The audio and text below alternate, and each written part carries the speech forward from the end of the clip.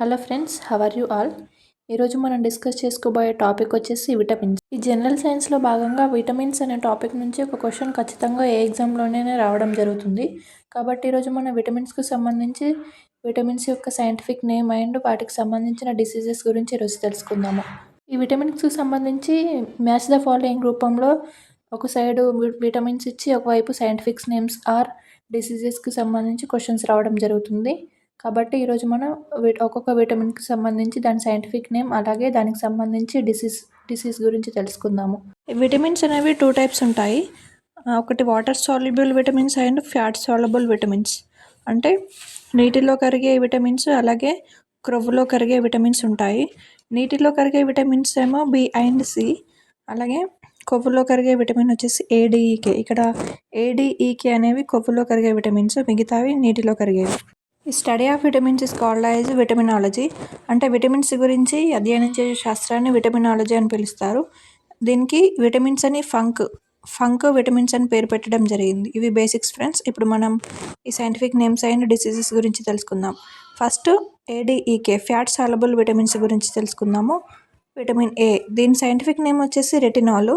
అలాగే దీనివల్ల వచ్చే డిసీజ్ ఏంటంటే జిరోప్థాల్మియా, దాన్ని రేచీకటి అని పిలుస్తారు. అలాగే ఈ సైంటిఫిక్ నేమ్ అంటే విటమిన్ ఏ యొక్క సాధారణ నామం ఏంటంటే యాంటీ జిరోప్థాల్మియా. దీనికి వచ్చే డిసీజెస్ ఏంటంటే జిరోప్థాల్మియా అని గుర్తుంచుకోండి. అలాగే క్యారెట్లో విటమిన్ ఏ అనేది హైగా ఉంటుంది, క్యారెట్లో ఎక్కువగా ఉంటుంది. క్యారెట్లో ఉండే పిగ్మెంట్ వచ్చేసి ఆరెంజ్ పిగ్మెంట్, బీటా కెరోటిన్ అని గుర్తుంచుకోండి. తర్వాత vitamin D. Next vitamin D యొక్క సైంటిఫిక్ నేమ్ వచ్చేసి క్యాల్సిఫెరాల్. అక్కడ ఏ విటమిన్ యొక్క సైంటిఫిక్ నేమ్ రెటినాల్, ఇక్కడ డి విటమిన్ సైంటిఫిక్ నేమ్ ఏమో క్యాల్సిఫెరాల్. అలాగే దీనివల్ల వచ్చే డిసీజెస్ ఏంటంటే రికెట్స్ లేదా ఆస్టియోమలేషియా. అంటే చిన్నపిల్లల్లో ఎముకలు వంగే వ్యాధిని రికెట్స్ అంటారు. అలాగే ఆస్టియోమలేషియా అంటే పెద్దవారిలో ఎముకలు వంగే వ్యాధిని ఆస్టియోమలేషియా అని పిలుస్తారు.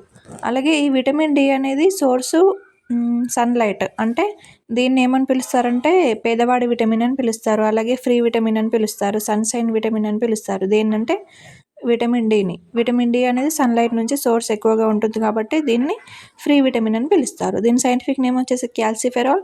అలాగే దీనివల్ల కలిగే డిసీజెస్ వచ్చేసి rickets and osteomalacia.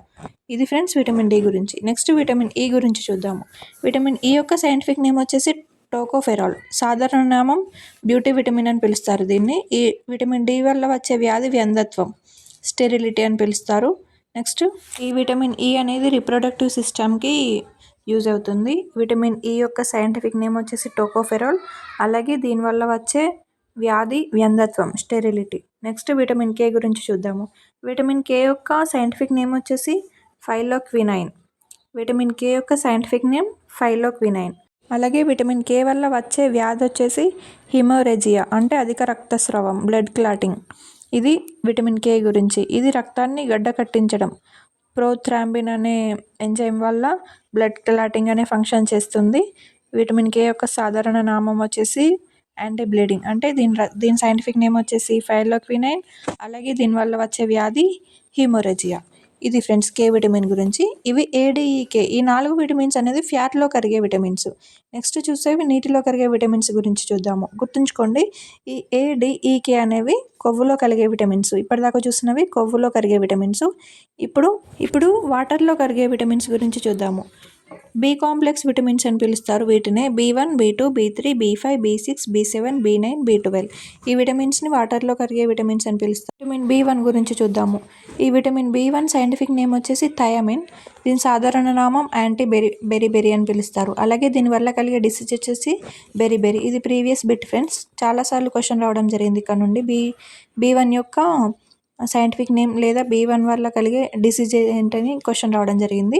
B1 vitamin యొక్క సైంటిఫిక్ నేమ్ థయామిన్. అలాగే దీనివల్ల కలిగే డిసీజెస్ బెరిబెరీ అని గుర్తుంచుకోండి. ఈ బెరిబెరీలో 2 రకాలుగా ఉంటాయి. ఒకటి పొడి బెరిబెరీ, 2 తడి బెరిబెరీ అని పిలుస్తారు. ఈ పొడి బెరిబెరీ అనేది నాడీ సంబంధిత వ్యాధి, తడి బెరిబెరీ అనేది హృదయ సంబంధిత వ్యాధి. ఫ్రెండ్స్ B1 విటమిన్ గురించి. ఇది తౌడు, అంటే ఇప్పుడు తౌడు ఉంటుంది కదా రైస్ వల్ల వచ్చే, అందులో రిచ్గా ఉంటుంది B1 విటమిన్. దీని సైంటిఫిక్ నేమ్ థయామిన్. అలాగే దీనివల్ల వచ్చే వ్యాధి బెరిబెరీ అని గుర్తుంచుకోండి. Next B2 vitamin. Vitamin B2 యొక్క సైంటిఫిక్ నేమ్ వచ్చేసి రైబోఫ్లేవిన్. దీనివల్ల వచ్చే డిసీజెస్ వచ్చేసి గ్లాసైటిస్ అలాగే కీలోసిన్ అని గుర్తుంచుకోండి. B2 విటమిన్ యొక్క సైంటిఫిక్ నేమ్ రైబోఫ్లేవిన్. ఇది మిల్క్లో పుష్కలంగా ఉంటుంది. మిల్క్, మీట్, ఫిష్ ఇందులో. దీని ఫంక్షన్ వచ్చేసి oxidation and reduction. Vitamin B2 function. Next B3 vitamin గురించి చూద్దాము. B3 విటమిన్ యొక్క సైంటిఫిక్ నేమ్ వచ్చేసి నియాసిన్. అలాగే దీనివల్ల కలిగే వ్యాధి వచ్చేసి pellagra. Next vitamin B5. Vitamin B5 యొక్క సైంటిఫిక్ నేమ్ ప్యాంటోథెనిక్ యాసిడ్ అని గుర్తుంచుకోండి. అలాగే దీనివల్ల వచ్చే వ్యాధి కాళ్ళల్లో మంట. ఇది డెఫిషియన్సీ వల్ల వచ్చే వ్యాధి కాళ్ళల్లో మంట అలాంటివి విటమిన్ B5 వల్ల వస్తాయి. ఇది స్వీట్ పొటాటో లేదా గ్రీన్ వెజిటేబుల్స్లో ఎక్కువగా ఉంటుంది B5 విటమిన్ అనేది. Next B6 vitamin. B6 vitamin యొక్క సైంటిఫిక్ నేమ్ వచ్చేసి పైరిడాక్సిన్. అలాగే దీని లోపం వల్ల కలిగే వ్యాధి అనీమియా అంటే రక్తహీనత B6 విటమిన్ వల్ల. ఇది పప్పులు, మాంసం, పాలల్లో రిచ్గా ఉంటుంది అని గుర్తుంచుకోండి B6 vitamin. Next B7 vitamin. B7 విటమిన్ని సైంటిఫిక్ నేమ్ వచ్చేసి biotin.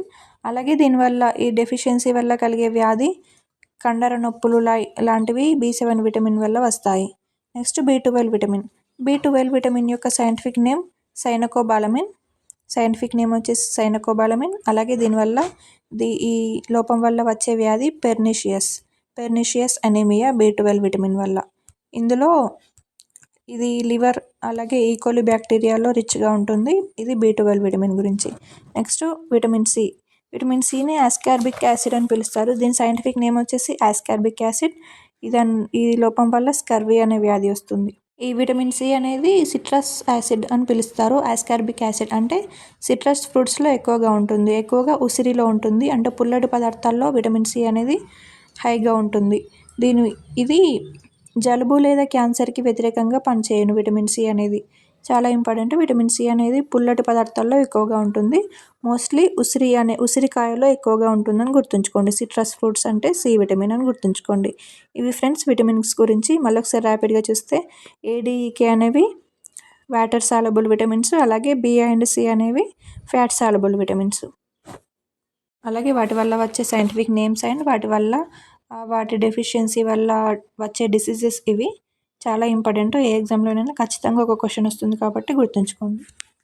Thank you so much. Thank you for watching. ఒకవేళ వీడియో నచ్చినట్టయితే, మీకు యూస్ఫుల్ అయినట్టయితే ఖచ్చితంగా ఒక లైక్ చేయండి. Thank you so much. Do subscribe.